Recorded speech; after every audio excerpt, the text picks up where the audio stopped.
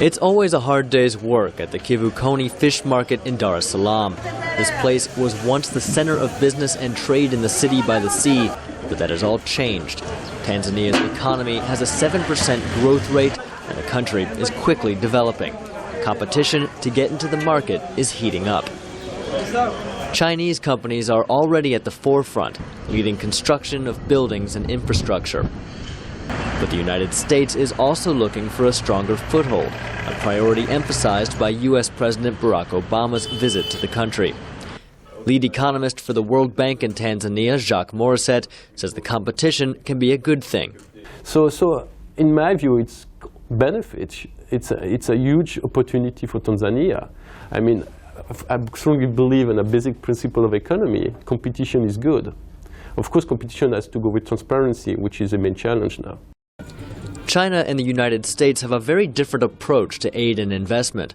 When Chinese President Xi Jinping visited Tanzania in March, he emphasized his country would always offer assistance with no political strings attached.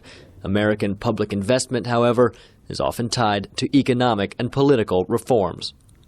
Rehema Twalib, head of the African Peer Review Mechanism office in Tanzania, says what is really important is that any reform helps the population.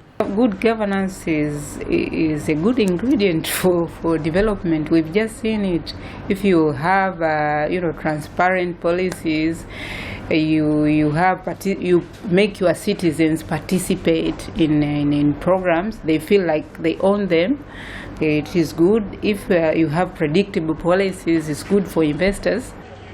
China and the U.S. both have an eye on Tanzania's natural resources, with U.S. companies in particular showing an interest in natural gas and oil exploration.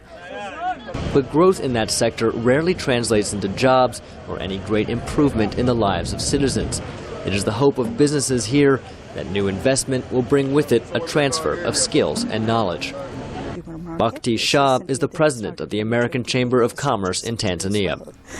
When you look at the U.S. government, it is the engine of the private sector.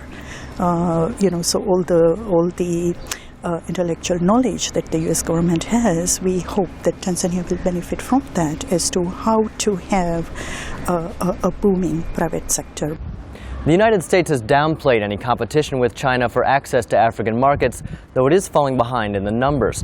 China says it trades $200 billion a year with Africa, which is about twice as much as the United States. As African economies become among the fastest growing in the world, we'll see whether the U.S. can get a stronger foothold. Gabe Joselow, VOA News, Dar es Salaam, Tanzania.